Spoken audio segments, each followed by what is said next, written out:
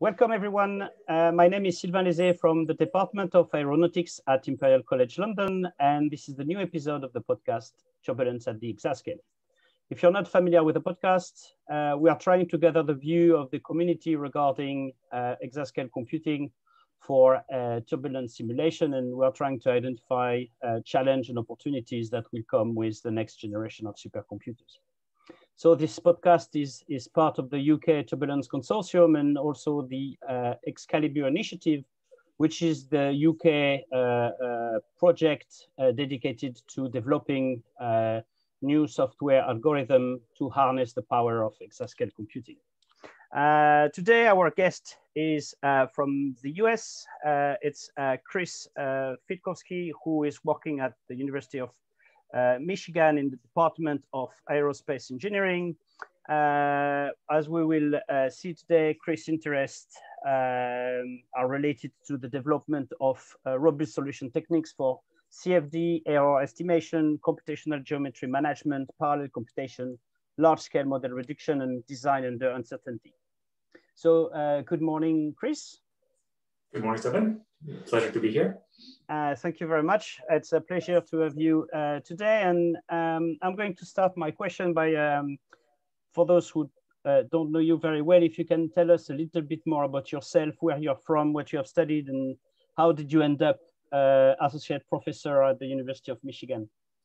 Sure, yeah. So I was originally born in Poland, as my name gives it away. I lived there in the 80s. My family moved to the United States in the early 90s and originally lived in Massachusetts and then Pennsylvania, and then ended up going to school at MIT in Massachusetts. I was very much interested in both physics and aerospace engineering. I wanted to be an astronaut, but then I realized that that's too much of a commitment to my life at that time. So I went for aerospace engineering instead. And it was really my eventual PhD advisor, Professor David Darmfall, interested in computational methods and aerodynamics. And so at that point, I kind of decided that grad school was the right way to go. And I stayed there for my PhD in computational fluid dynamics and high order methods. And then I did a little bit of a postdoc there for a year with Professor Karen Wilcox. In model reduction and design optimization. And finally moved to Michigan it was 2008 that I started in Michigan. And I've been there ever since doing work in CFD. Great. So you partially answered my next question, but I was wondering, how did you become interested in all the research that you are doing around meshing and around simulating fluid flow with high order methods?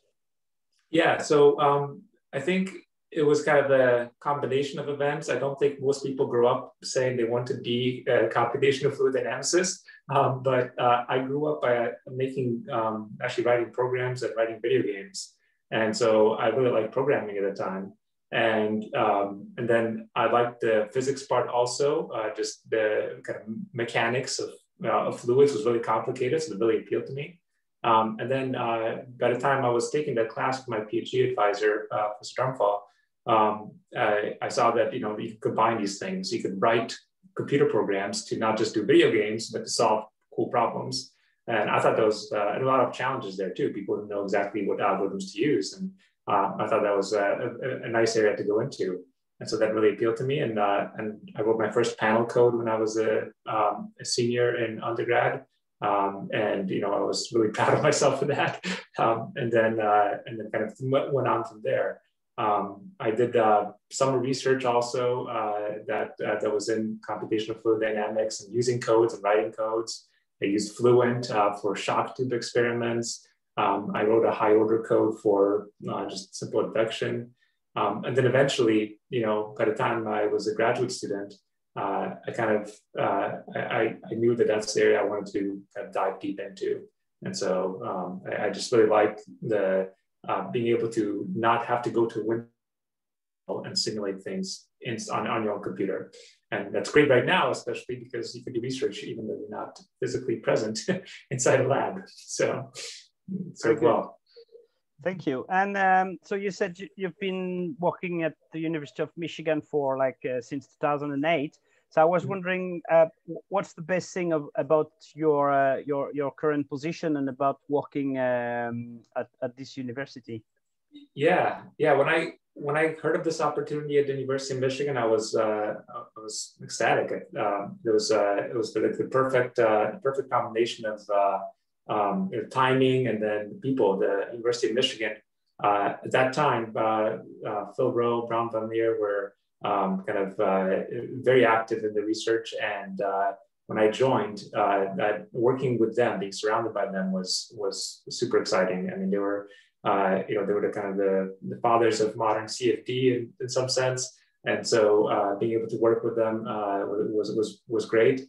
I also had great mentorship there. I really liked that. It was a very supportive environment. Shout out to Professor Powell, who actually was, if you think about the academic genealogy, he was the advisor or he taught Professor Dharmafal, who was my advisor. So it was kind of a nice full circle coming back. But he was a great mentor and got me into a lot of interesting research also. So yeah, I like being surrounded by excellent people. I really love teaching. I do probably a little bit more than I have to for teaching, but I find I learn when I teach. And so even when I teach undergraduate aerodynamics, I still learn things, numerical things. So I love the teaching part. I've taught from sophomore level to advanced graduate classes. And then I love also autonomy. I think I would not really give up my position for anything else just yet. Just it's being able to do your own research and look at your own areas. I find it very exciting. So that's and I think the University of Michigan has still a great reputation for aerospace and CFD, and so it's kind of a good place to attract students to come into that area. So there's never a shortage of kind of excellent graduate students who are applying and interested in this work. So that's why I still love working at the University of Michigan. Great, fantastic.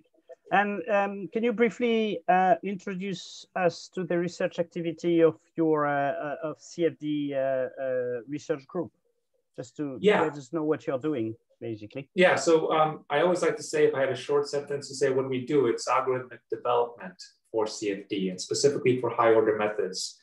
So we have like some traditional, I would say by now, approaches that have been around for the last 15 maybe years, maybe 20. And that's things like mesh adaptation and error estimation. That was something that Professor Dharmafal kind of spearheaded into aerospace, along with many other collaborators, of course, around that time, around 2000s time. And that grew into high order methods and error estimation for high order methods. We realized that high order methods by themselves do not actually deliver the promise of high order unless we couple them with adaptive methods for grids. So that's still a big area. But then, of course, making those grids turned out to be a pretty tough challenge. So meshing kind of got rolled into the whole idea of error estimation, adaptivity, and robustness. And it still is a very challenging topic. There's things like unsteady problems that we deal with. Again, in the classical sense, you want to solve an unsteady problem. Adapting makes sense in both space and perhaps in time, and really just trying to reduce the cost of CFD, make it usable for multidisciplinary optimization and uncertainty quantification. I would call that the traditional area that we're still very much involved in. I think some of it is being transferred to industry in various projects. But in terms of academics, there's still unsolved problems, but they don't get people as excited as some of the newer areas. And some of those newer areas include things like model reduction and machine learning. I mean, that's a hot topic, a buzzword, of course. I'm sure you've a lot of people speaking about that, but that's another area where we've kind of we've also progressed into. And so and incorporating CFD or those methods with CFD is kind of still a big challenge, and we're looking into that, specifically for things like, can we do error estimation with a machine learning? That's a very interesting topic because you think, well, experts can look at a solution often and say, oh, you're underresolved in that area, or, this turbulence doesn't look right here. Well, we can maybe train a machine learning method to do the same thing. So that's kind of what we're looking into also. And in terms of kind of applications, we don't, in my group at least, we have kind of I would say an intermediate code. It's not a production scale code. It's not a toy code. It's a pretty big code, but it doesn't do like, huge production runs, but we can do aircraft. And I like to kind of ground myself in research that's aerospace related. So aircraft simulations, wings, airfoils, things like that. So anything that enables better design of aircraft. Fantastic. Thank you very much. Before we talk a little bit in more detail about your research, I just want you to talk a little bit about this high fidelity CFD workshop that is going to happen hopefully next year in person. So yeah, can you tell us a bit more about this? Sure. Yeah, this is a very exciting workshop, and there'll be a plug for it. SciTech 2022, the AIAA SciTech conference. Hopefully that's going to happen, and the workshop's going to keep going. It actually started out in 2012 as kind of the high order CFD workshop. So it's been, it will be like its 10th year anniversary. And the goal is really there's several goals, but one is to compare high order implementations. And originally it was high order. So high order meaning anything beyond, I think we defined it second order, second order finite volume being the traditional CFD code or CFD method. And so we'd like to compare them both in terms of accuracy and their speed. So different groups have different implementations of high order methods, and we'd like to see how well they perform. And then also to identify pacing items. So things like what are still the challenges that are holding back the implementation of high order and industry codes. Things like curved meshes, memory overhead, the cost versus accuracy trade-off. Like we have a lot of degrees of freedom, how you can solve for those. And then adaptivity too, like you need to adapt to achieve that high order accuracy. And then so this workshop started in 2012, and then it kind of evolved with more and more challenging test cases. Instead of flow over a bump, we started looking at unsteady flow fields, flows with moving meshes, scale resolving simulations, starting to do LES type of runs, and even the kind of Taylor Green vortex DNS. And so that it kind of evolved, and the test cases got more and more challenging. And then eventually we kind of decided collectively to broaden the scope to be just high fidelity, because maybe it's not clear, why do I have to be high order to do some of these simulations? Maybe I can write a really fast code that's still second order, but doesn't have all these challenges of meshing and other things, and could still maybe compare pretty well. So that's why it's now kind of the high fidelity, not just high order workshop. And then my involvement has been on several cases originally, but now it's really just a mesh motion test case. Mm-hmm. So doing kind of cases with moving meshes and trying to really validate them and verify and validate them. We still have some differences in our results between different groups that we haven't been quite able to resolve yet. And so, and they're small, but they're persistent.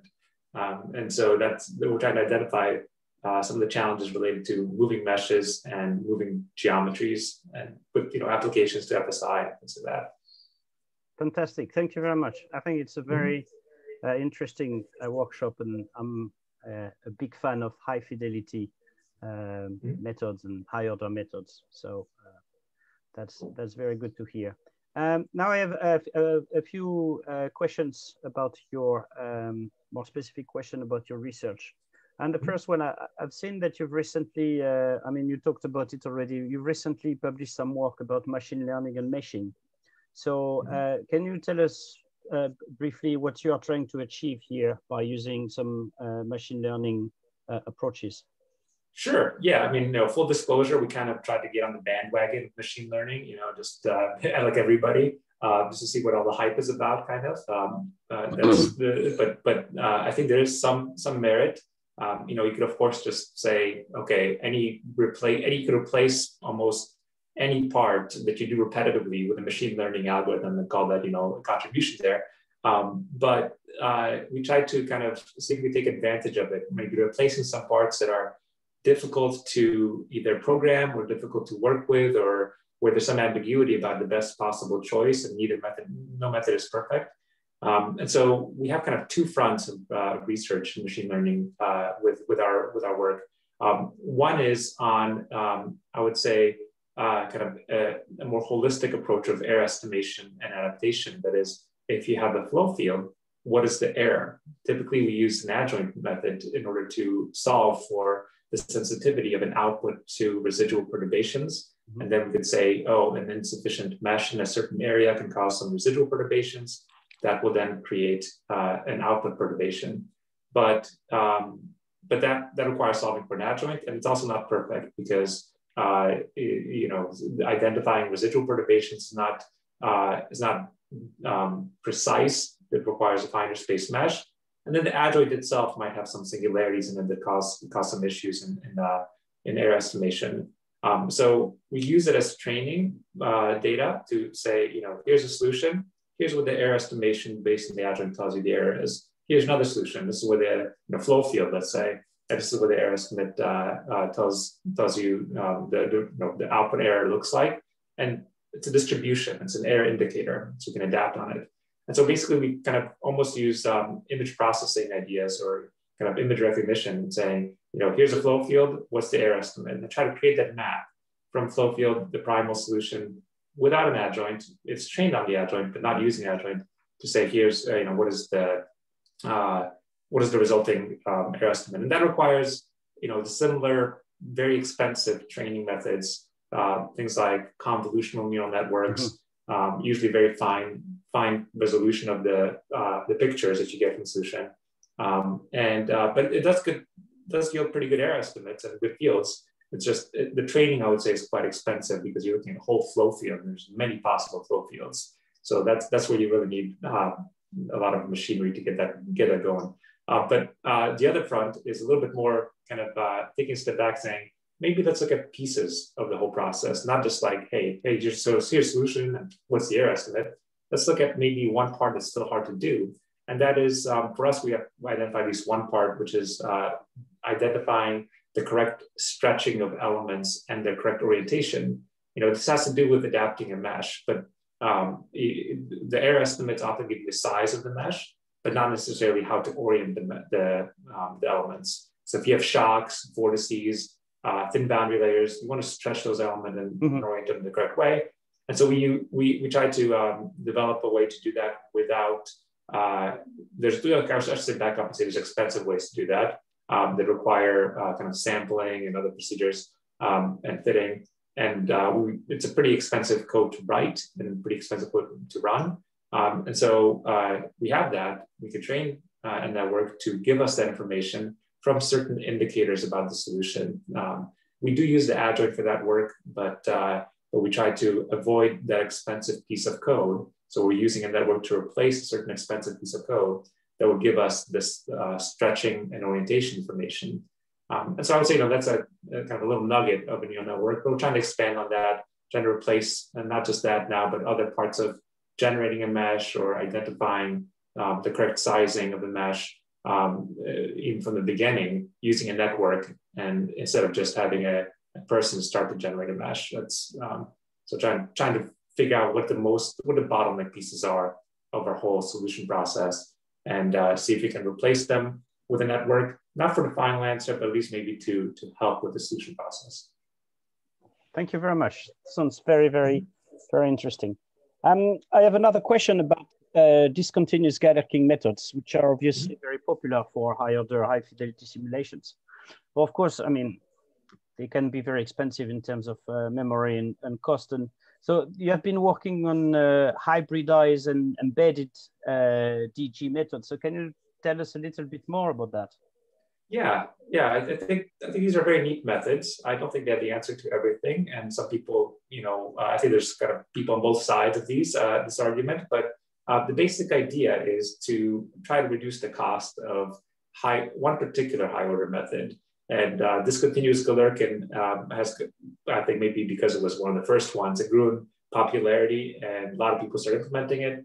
But then, the cost issue came up. If you're trying to solve a three-dimensional flow field, the number of degrees of freedom per element scales as p cubed, where p is the order.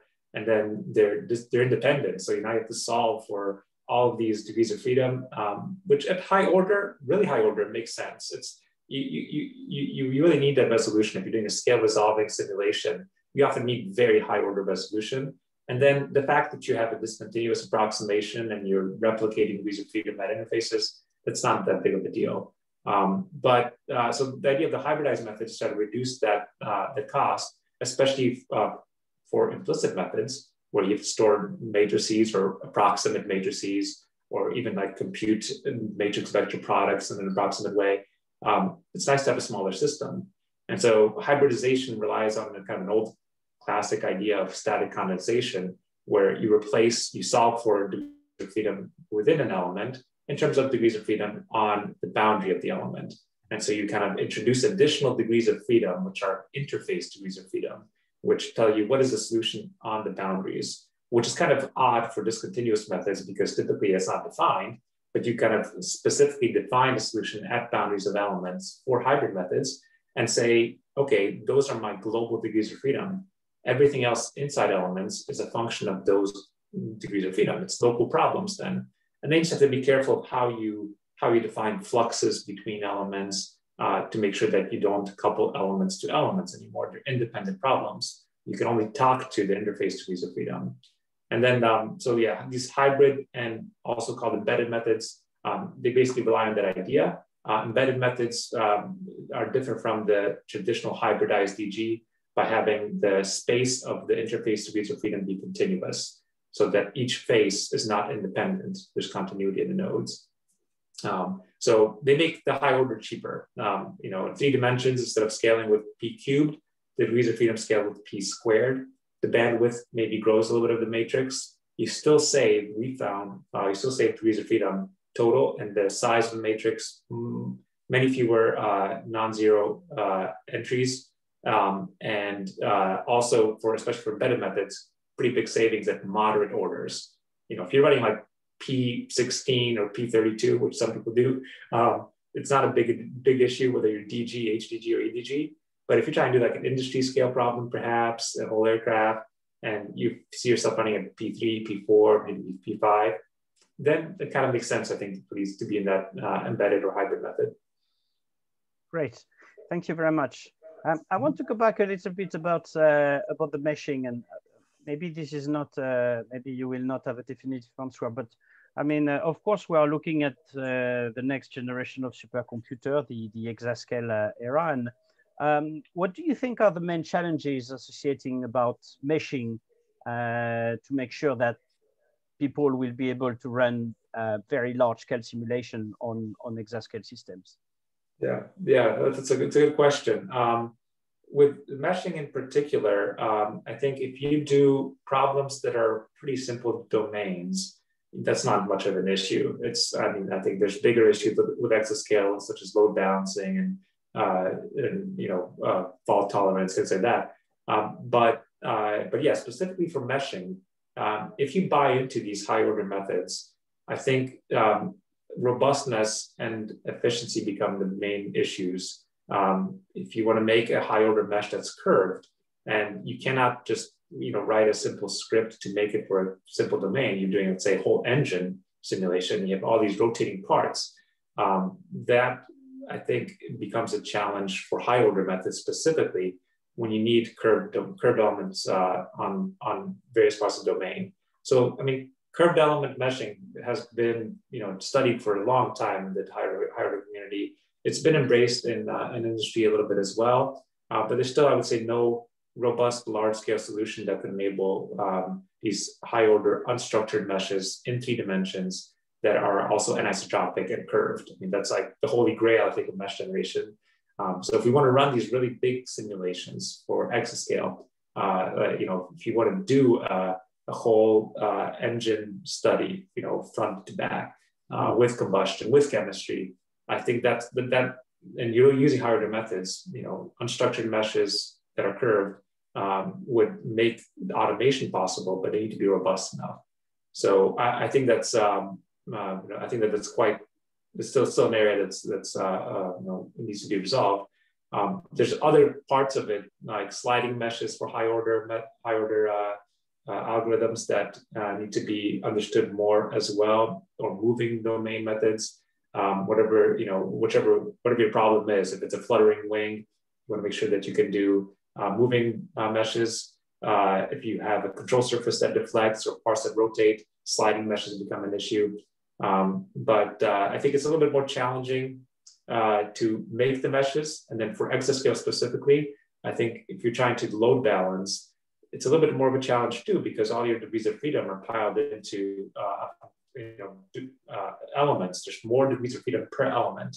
And that makes things a little more challenging because you have fewer kind of levels to divide. You can divide elements, but you can't easily divide degrees of freedom within an element among processors. And so you have to be careful how you split up your work. On the plus side, I think that higher methods being as expensive as they are locally, they have that advantage of being able to do a lot of work without necessarily communicating as often, just because you're solving, especially for like hybrid methods, you're doing a lot of local solutions that require just talking to immediate neighbors or immediate interface neighbors. So I think there's pluses there, but yeah, load balancing and actually generating that mesh, I think, are the biggest challenges. Thank you very much. My next question is a highly hypothetical question, but let's say if you get access to an exascale system tomorrow for your research group, what will you be able to do? What will you be able to study that you are currently not able to? Yeah. Let's see. You could run really big uniform refinement comparisons for adaptive methods. That's always a good one. No, that'd be a waste of a machine, I think. No, so seriously, I think for aerospace applications, for our interest, I think we'd like to be able to run on exascale problems that have more physics and more detail. So things like scale resolving simulations, we're beginning to look at that. I think we have a project with NASA right now that is looking at scale resolving simulations. So how to actually incorporate better models, possibly machine learning type models, and adaptivity into things like wall-modeled LES simulations and even like under-resolved LES type simulations. And so we're looking at that, and that's we can do a channel. That's great, but it'd be great to also do a whole aircraft like that, and to see if these results that we can get for a channel and the methods that we designed for simple flows that can bump even extend when you have these various pressure gradients on an actual aircraft, and maybe even transonic conditions and shocks, where you need all the scale resolution. So I think full aircraft simulations right now would be not just great eye candy, but I think we'd learn a lot about how these methods extend to improve current methods, which might be RANS type simulations, and how to compare with the data that's out there, experimental data even. So I think doing kind of these more detailed physics and geometry simulations and doing validations of existing models is probably what I would be most interested with an exascale machine. I wouldn't be, and the whole idea of our research is to design fast CFD. And so I like to think that, problems that we can already do today without exascale, our goal is to make those faster so we can do optimization and things like that. So I wouldn't say take a really big aircraft and see if you can run it in a few seconds. It's really kind of trying to get more physics in there, a whole LES, resolved, adapted LES for an aircraft. Great. Thank you very much. I have a couple more questions. So my next one is, so you are using supercomputers and computers, and I was wondering if you overall are happy with high performance computing hardware, or if you were able to change something, like you say, or maybe we have memory issues, I would love to have more memories, or is there anything that's on your wish list regarding hardware? Yeah, hardware. I mean, that's a very good question. Since GPUs came out, we've been looking at them, I would say getting our feet wet. We've never jumped in. And I think that's one thing that I still think that I would like to change, make GPUs easier to use for implicit high order methods. And there's a lot of things you could do with GPUs already, like explicit structured meshes. I think it's perfect. You could do a lot of kind of n-body simulations maybe. But for high order implicit methods, when there's memory requirements and the memory bandwidth is not quite there, I'm not sure if it ever will be there, but if I had a magic wand and said, okay, now you can have more memory on a GPU, and you could really kind of transfer memory very quickly, transfer data very quickly between CPU and GPU, that'd be great. I wish that were the case, but I think just physics tells us that that's going to be harder. Transferring data is expensive, and that might not be realized. But if there were some magical solution to that, where you could just get a whole lot of more memory per core or per processing unit for GPUs especially, that'd be very exciting. Then we could start running some of our high order codes on GPUs, which right now we've dabbled in, but other people have succeeded in some of that. But being able to run like a large implicit high order code is, I think, is still tough. Explicit you could do, but for some of these implicit simulations, that's still a challenge. Great, thank you. Last question. So, we are talking about the exascale era, about GPUs, accelerator technologies. Now, if we try to look beyond that, so in the next maybe 15, 20, or even 30 years, where do you think high performance computing is heading in the future? Do you think it's going to be more cores, maybe less memory, unfortunately, more energy efficient? Or do you think we are going to have to rewrite all our codes and we are going to see like a revolution with brand new hardware based on new paradigms? Yeah, that's a good question too. Yeah, I hope we don't have to rewrite new codes, but part of me is a little bit excited about that. I think the most probable path forward that I see is that we're going to dabble in some of these new paradigms, but in the next 15, 20 years, I don't see that we're going to wholesale rewrite our main codes. I think there's too much infrastructure built in around those, and I don't see on a dime, I would say, changing to something totally different. But I think if we're starting to run on these machines that are, exascale level, which are more heterogeneous architectures, our codes have to be a little bit more flexible in terms of, load balancing and failures. So you might have failures of certain processors, and how do you do that in a CFD simulation? How do you cover failures? Even stochastic type of failures, where you might have different processors fail at different times, and in a big simulation you do not want to just quit the run. And so I think you can modify existing codes to work with that. I don't think it's a whole new paradigm, but fault tolerant algorithms, robustness, and load balancing on heterogeneous architectures, I think that comes first for many of these existing codes. And then I do like the idea of dabbling in some new methods, new architectures. GPUs is one area I guess that we're kind of dabbling in, but quantum computing, of course, is the big new paradigm. I'm very much excited about that to see where it's going. Still haven't experimented with it yet. Even just like thinking about how the codes could look for CFD, but there is definitely interest out there for that. And so I think we could be looking at something that's maybe stochastic type of computing, and not necessarily deterministic results, which if you think about turbulence and exascale, that's where we want to go. Maybe we can sacrifice some of the deterministic algorithms for more UQ based type algorithms, and still get good results for certain problems.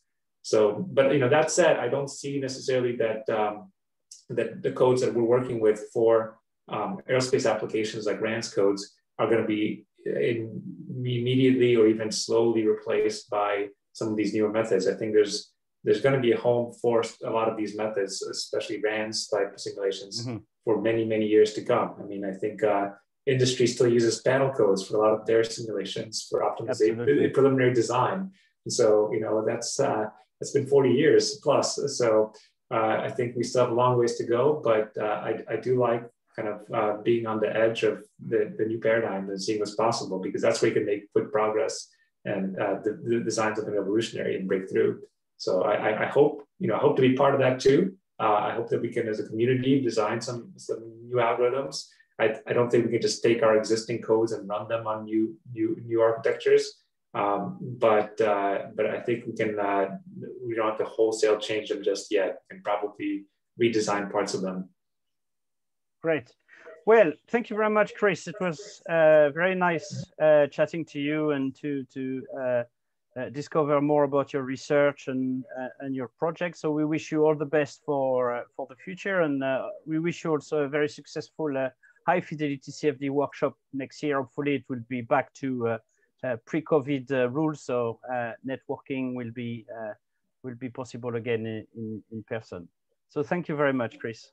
Great, thank you very much for having me here. And for the plug for the hybrid workshop, high fidelity workshop, anybody who's interested in that, please go ahead and join. There's not much of a barrier for entry for that. So please, if you have a high order code, or you're interested in it, or a high fidelity code, you're welcome to join. So, but yes, thank you very much for this discussion here. And I appreciate taking the time to talk about the research. And you know, I think there's a lot of exciting stuff going on in this area with exascale. So yeah, it's a great time to be in CFD. Great, yeah, thank you. And I will put a link to the workshop on the YouTube and SoundCloud. And so yes, if you want to listen to our podcast, just Google UK Turbulence in one word on Google, and you will go on the UK Turbulence Consortium website, where you will find a podcast list, and we'll also put all the links on our Twitter account. So thank you very much all, and see you soon for a new episode of the podcast.